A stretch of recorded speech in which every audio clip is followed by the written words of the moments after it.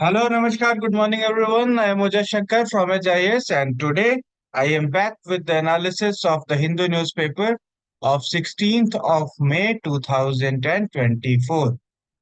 तो आज फिर हम लोग देखेंगे कि आज के हिंदू न्यूज़पेपर में कौन से इंपॉर्टेंट आर्टिकल्स हैं जिनको हम लोग अपने प्रीलिम्स और मेंस एग्जामिनेशन में इस्तेमाल कर सकते हैं अपनी जर्नी को सप्लीमेंट करने के लिए। ठीक है। तो चार पांच आर्टिकल्स है, छोटे छोटे आर्टिकल्स है, मोस्टली प्री प्रोस्पेक्टिव के आर्टिकल्स हैं। इसको एक बार हम लोग ओवरव्यू पहले देख लेते हैं, फिर हम लोग डिटेल डिस्कशन करेंगे।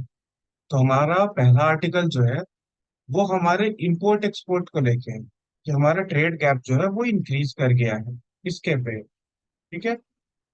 दूसरा जो आर्टिकल है ये है कि स्लोवाकिया के जो प्राइम मिनिस्टर थे को गोली मार दी गई है। ठीक है।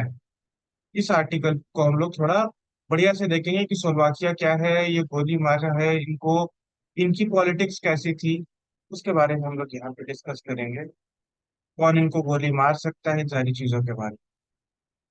तीसरा है इंटरनेट शटडाउन से रिलेटेड न्यूज है।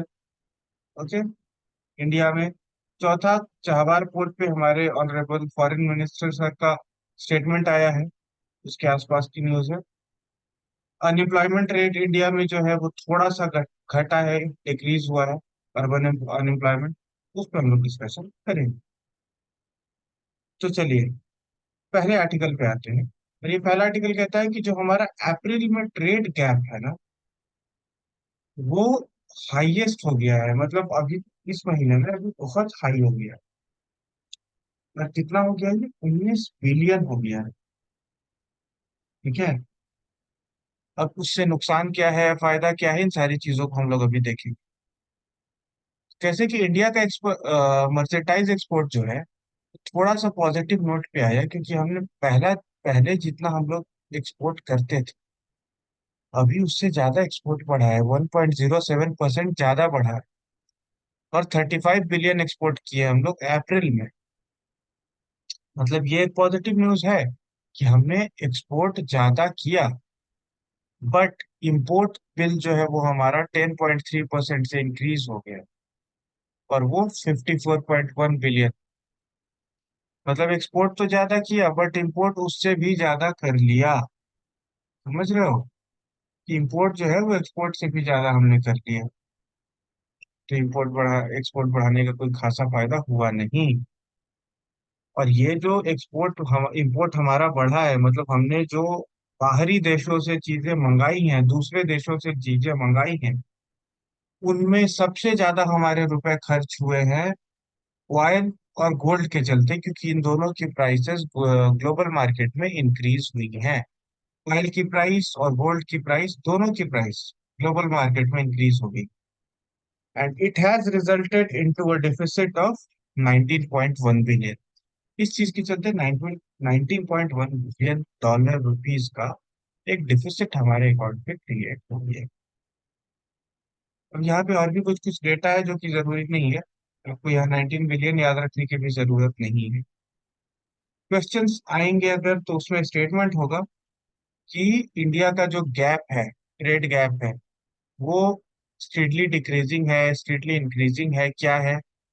कुछ भी ऐसा बात नहीं है, ना स्ट्रिक्टली डिक्रीज हुआ है ना स्ट्रिक्टली इंक्रीज हुआ है, जैसा चल रहा है चल रहा है।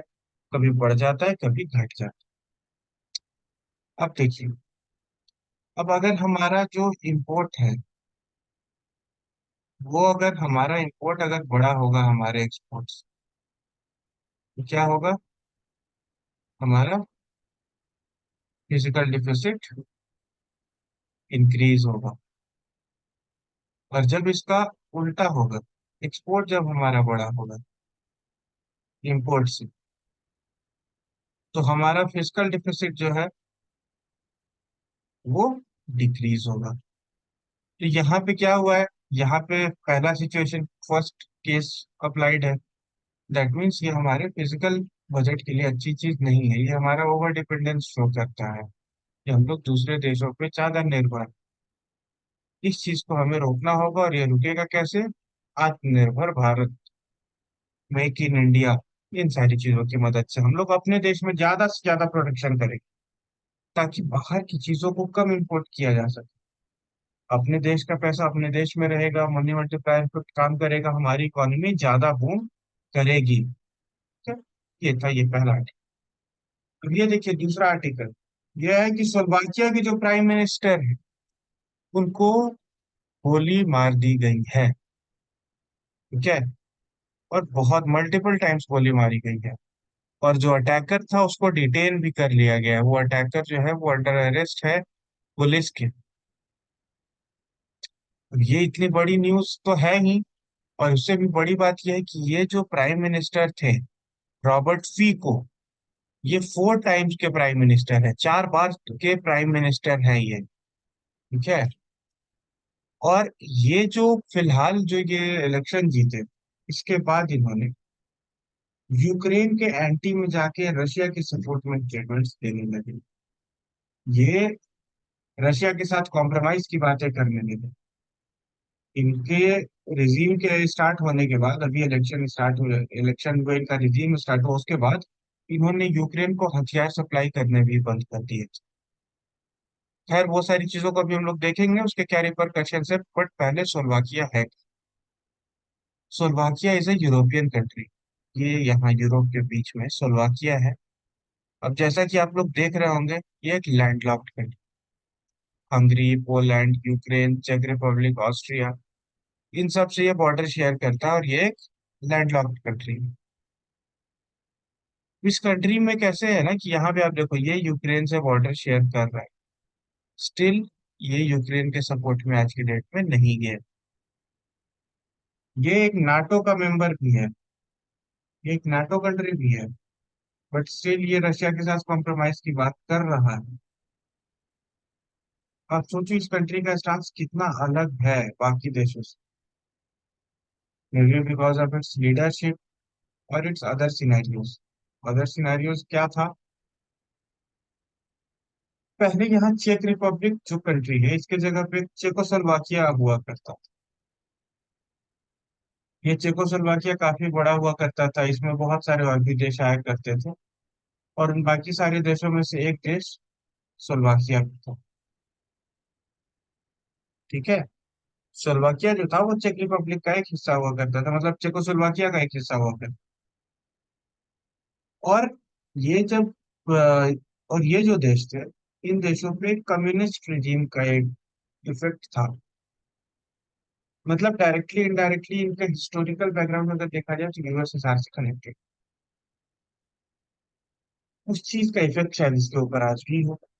बट ऐसा इसके जो फॉर्मर प्राइम मिनिस्टर थे उनके साथ नहीं था। बट ये जब से इलेक्शन हुए थे इन्होंने क्या किया कि इन्होंने बार बार यूक्रेन को कहा कि आप कॉम्प्रोमाइज करो रशिया के साथ, उनको हथियार देना बंद कर दिया। ठीक है? और यूक्रेन पे इन्होंने कुछ स्ट्रिंग रिमार्क्स दिए जो अच्छे नहीं थे यूक्रेन के लिए। तो क्या इनके असैसिनेशन के पीछे यूक्रेन हो सकता है? Don't know. क्या इनके असैसिनेशन के पीछे कोई इन्हीं के देश का आदमी हो सकता है? अटेम्प्ट ऑफ असैसिनेशन है फिलहाल। कोई इन्हीं के देश का आदमी हो सकता है जो इनकी पॉलिसी से नाराज हो। Don't know. क्या है कहानी अभी तक वो बाहर नहीं आई है। बट बात है कि इन पे अटैक हुआ। इनके पहले जो प्रेसिडेंट थे उन्होंने भी कहा है कि भाई जो हमलावर है उनको डिटेक्ट कर लिया गया है और पूछताछ जारी है।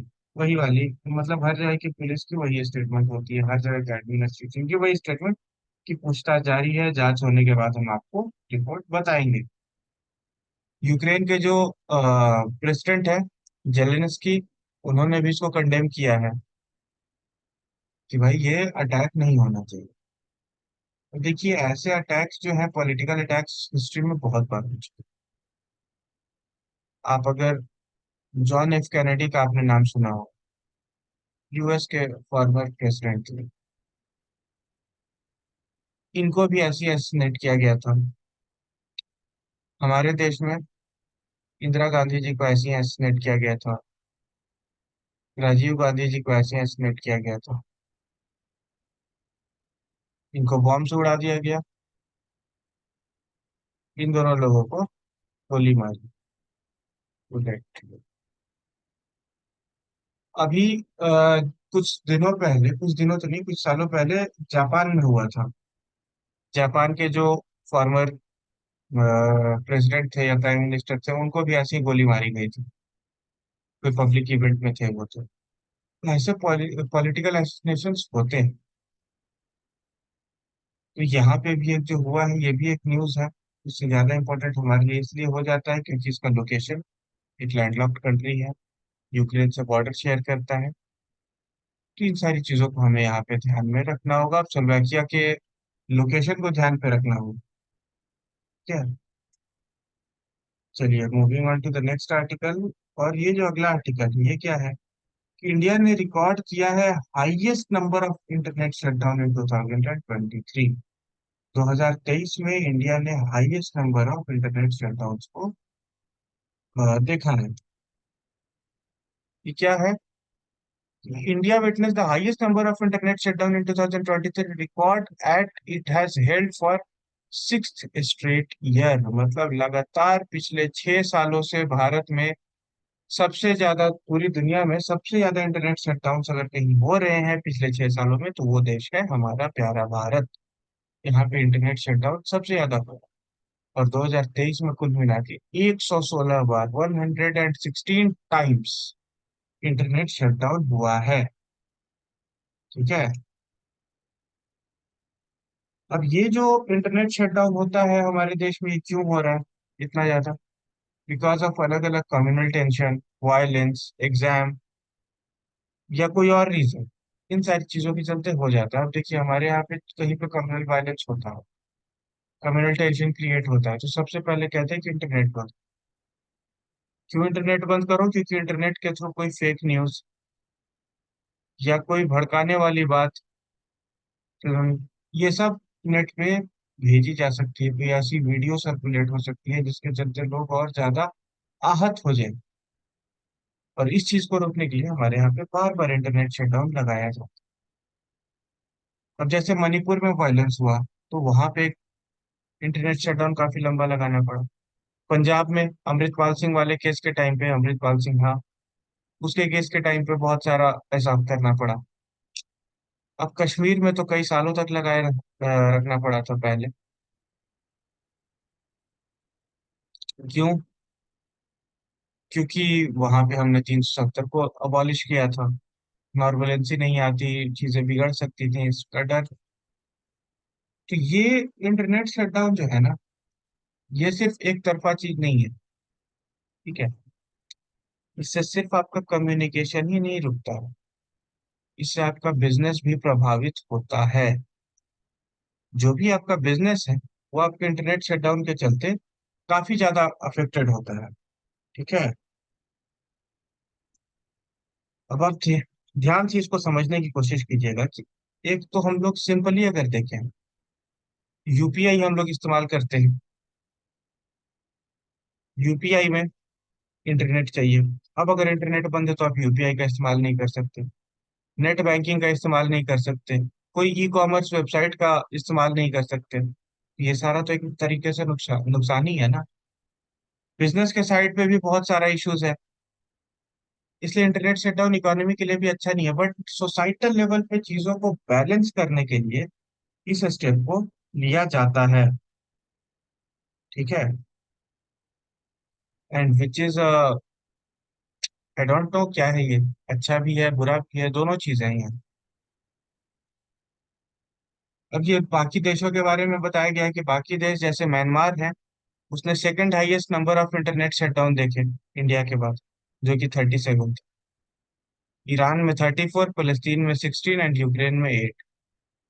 कुल मिला के बाकी देशों में इतने और हमारे यहाँ में 116। तो हमारा देश भी इन सारे देशों से बहुत बड़ा है। अलग अलग इश्यूज अलग अलग कोनों में होते हैं, अलग अलग जगहों पे चीजें अपने अकॉर्डिंग टैकल की गई हैं। अब ये आर्टिकल कल हमने इसका बैकग्राउंड डिस्कस किया था। तो चाहाबार पोर्ट पे यूएस के जो स्टेट डिपार्टमेंट के थे कोई ऑफिशियल, उनका स्टेटमेंट आया कि कोई एक्स्ट्रा एक्सेप्शन हम लोग नहीं प्रोवाइड करें। ठीक है। चाहबार पोर्ट को लेके ईरान इंडिया के बीच में जो चाहबार पोर्ट है, अगर हम लोग चाहबार पोर्ट का एक बार आज फिर से मैप देख लें तो देखो, ये इंडिया से मुंबई के थ्रू कनेक्ट होगा या बाकी और भी पोर्ट्स के थ्रू कनेक्ट होगा। ये जो पोर्ट है, ये है आपका चाहबार, ईरान। इसके थ्रू हम लोग अफगानिस्तान और बाकी के सेंट्रल एशिया से कनेक्ट करेंगे। ये है पाकिस्तान।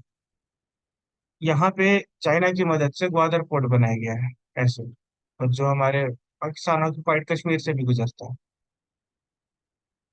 ये जो चाहबार पोर्ट है, ये काफी स्ट्रेटेजिक लोकेशन है, क्योंकि ये इस ग्वादर पोर्ट से ओनली 72 किलोमीटर के डिस्टेंस पे है। तो इसलिए ये हमारे लिए बहुत ज्यादा इंपॉर्टेंट हो जाता है। ट्रेड प्रोस्पेरिटी के साथ साथ एक सिक्योरिटी कंसर्न भी आगे से जुड़ा हुआ है। अब यूएस का कल कहना था कि कोई इंडियन को पहले के एक्सेप्शन मिला था, जब यूएस ने ईरान पे सैंक्शन लगाया ट्रम्प एडमिनिस्ट्रेशन के टाइम। उसमें इंडिया को एक एक्सेप्शन मिला कि नहीं, इंडिया जो है वो अपना ईरान के साथ ट्रेड कर सकता। बट कल वो स्टेट डिपार्टमेंट के ऑफिशियल थे, उन्होंने बोला कि कोई ये स्पेशल हम लोग ट्रीटमेंट इंडिया को नहीं देंगे चाहबार पोर्ट के पर्सपेक्टिव में। उस पे हमारे ऑनरेबल फॉरेन मिनिस्टर सर का ये आया है, स्टेटमेंट आया है। और उन्होंने क्या कहा है, US had in past appreciated the importance of Chabahar. US ने पास्ट में अप्रिशिएट किया है चाहबार पोर्ट को, कि चाहबार पोर्ट के चलते रीजन का ट्रेड बढ़ेगा, वहां पे सिक्योरिटी बढ़ेगी और बाकी सारी चीजें, मतलब आपने कहा था। और हमने जो मंडे को अभी जो रिसेंटली हमने जो एग्रीमेंट साइन किया है, वो तो बहुत पहले से तय था होना। वो बस साइन इसलिए नहीं हो पा रहा था क्योंकि कुछ ट्रेड डील्स में लफड़ा फंसा हुआ था, कुछ नेगोशिएशंस में लफड़ा फंसा हुआ था ईरान के साइड से। क्योंकि जो ज्वाइंट वेंचर बन रहा है, जिस जो दो कंपनियां मिलके, इंडियन और ईरानियन कंपनी मिलके इसको बिल्ड करेगी, तो उस ईरानियन कंपनी में कुछ इश्यूज थे वहां पे, उसके एंड पे कुछ नेगोशिएशन का चक्कर चल रहा था, उसके चलते नहीं। और क्या कहना है जयशंकर सर का? जयशंकर सर ये कह रहे हैं कि जो ये न्यूज है कि यूएस स्टेट डिपार्टमेंट ने ये बात कही है, ये उतनी बड़ी न्यूज है भी नहीं जितनी बड़ी न्यूज जो यूएस का स्टेट, वेस्ट का जो स्टेट मीडिया है, जो पूरा वेस्टर्न मीडिया है, इन लोगों ने जितना इसका इशू बना दिया है, ये उतना बड़ा इशू तो है भी नहीं। ठीक है। उनका कहना है कि वेस्टर्न मीडिया अपने इन्फ्लुएंस बनाने के लिए, और भारत में जो इलेक्शंस हो रहे हैं, इंडिया में जो अभी इलेक्शंस हैं, लोकसभा के इलेक्शंस चल रहे हैं, इन इलेक्शंस को प्रभावित करने के लिए जानबूझ के ऐसे ऐसे न्यूज निकाल रहा है, ताकि हमारे यहाँ की इंटरनल पॉलिटिक्स या हमारे यहाँ का जो इलेक्शन है वो किसी हद पे जाके डिस्टर्ब हो सके।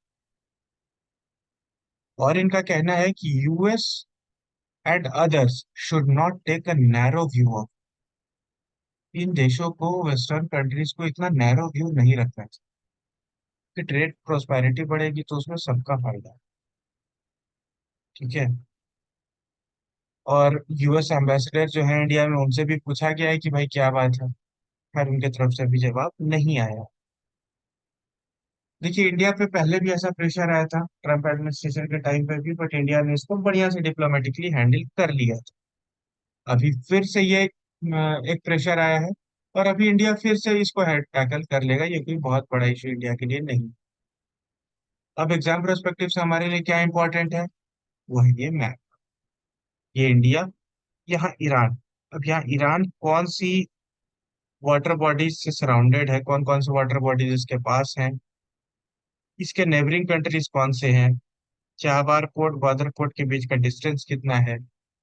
ठीक है। गल्फ ऑफ, ये रेड सी वाला एरिया हो गया, ये भी इंपॉर्टेंट हो जाएगा आपके लिए। पर्शियन गल्फ काफी इंपॉर्टेंट हो जाएगा। तो इन सारे एरियाज को हमें ध्यान से देखना होगा। यहाँ पे जो भी स्ट्रेट्स हैं, जो भी वाटर बॉडीज हैं, उन सबको हमें बहुत ध्यान से समझना पड़ेगा इस कंसेप्ट को क्लियर करने के लिए।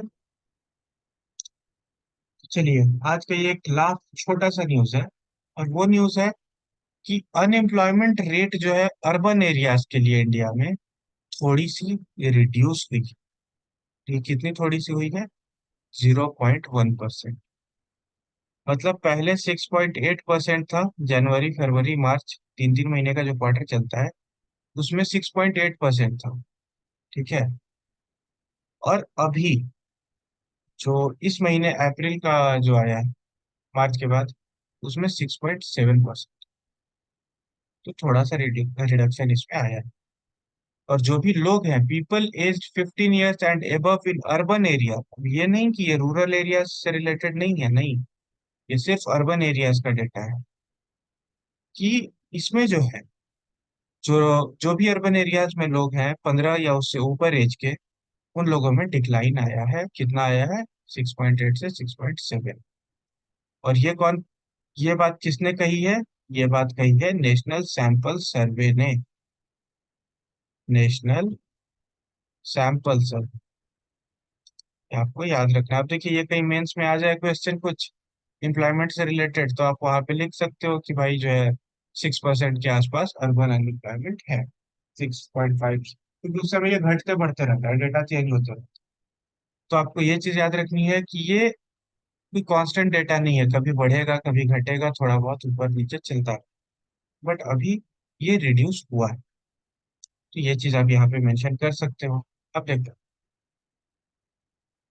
जब अनएम्प्लॉयमेंट रिड्यूस होता है तो क्या होता है?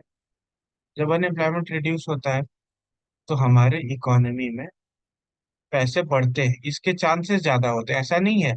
अब एम्प्लॉयमेंट भी बहुत सारे तरीके का, अब डिस्गाइज्ड एम्प्लॉयमेंट हो इसमें बहुत ज्यादा, तो फिर पैसे नहीं बढ़ेंगे इकोनॉमी में, कि प्रोडक्टिविटी इंक्रीज नहीं हो रही। तो अगर अनएम्प्लॉयमेंट डिक्रीज हुआ है और इसके कारण से प्रोडक्टिविटी भी इंक्रीज हुई है, ठीक है, अगर प्रोडक्टिविटी भी इंक्रीज हुई है तो क्या है? इकोनॉमी में सर्कुलेशन भी इंक्रीज हो। और जब ये सर्कुलेशन इंक्रीज होगा तो मनी मल्टीप्लायर इफेक्ट काम करेगा। ठीक है। और जब मनी मल्टीप्लायर इफेक्ट काम करेगा तो मनी की जो वैल्यू है वो ज्यादा बढ़ेगी। और जितनी ज्यादा मनी की वैल्यू, उतना ज्यादा इकोनॉमी में बूम। और जितना इकोनॉमी में बूम होगा उतना ज्यादा हमारे देश के लिए बेनिफिशियल है, हम सब के लिए बेनिफिशियल है। एक तो प्रोस्पेक्टिव ये हुआ, दूसरा प्रोस्पेक्टिव ये है कि अब कोई भी कंपनी किसी को अपने अंडर में एम्प्लॉय रख रही है, दैट मीन्स वो कंपनी प्रोडक्शन ज्यादा कर रही है, मार्केट में लाएगी बेचेगी, मतलब उसका सामान बिक भी ज्यादा रहा होगा। तो डिमांड ज्यादा होगी तो प्रोडक्शन बढ़ाएंगे अपनी। जो चीजें बिक रही हैं वो लोग और प्रोड्यूस कर रहे हैं, तो और नौकरियां जनरेट हो रही हैं। ये एक वर्चुअस साइकिल का फॉर्मेशन, ये चीज एक समझनी चाहिए। ठीक है। इस तरीके से हमारा आज का डिस्कशन ओवर होता है। आपको सेशन कैसा लगा ये आप कमेंट सेक्शन में बता सकते हैं। और कोई डाउट हो तो वो भी कमेंट सेक्शन में पूछ सकते हैं। कल के न्यूज़पेपर एनालिसिस को लेके फिर आपसे मिलूंगा। तब तक के लिए have a great day. Signing out, वो जयशंकर।